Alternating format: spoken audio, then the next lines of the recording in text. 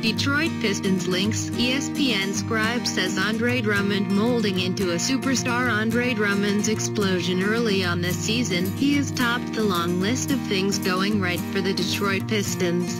After a 5-1 start, the team's best start since the 2007-8 season, Drummond is averaging 20.3 points and 20.3 rebounds per game. He has 6 double-doubles and 3 20-20 games, including a 29-point, 27-rebound effort in Sunday's comeback win over the Portland Trail Blazers. The local Detroit media has been writing and talking about Drummond since the start of the season. And last week ESPN's Brian Windhorst weighed in on the 6'11" center's extraordinary start. They did a nice job of retrofitting their team to take advantage of Andre Drummond, Windhorst said.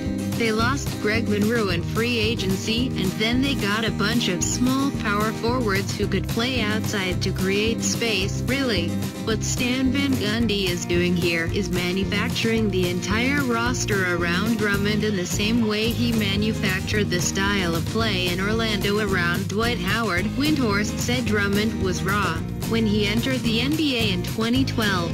Contrasting him to Anthony Davis, a player of similar size and stature and entered the league at the same time with more immediate success. They basically had a raw piece of clay when they got him. These last 3 years, especially the two under Stan Van Gundy now, they've molded him. Windhorst said, "I think he's going to be a candidate for most improved player.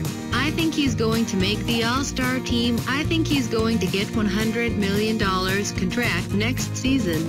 Everything on this entire Pistons organization is invested in Drummond the superstar, and the path is starting right now. Hornacek, "I told Pistons Morris would be a good fit."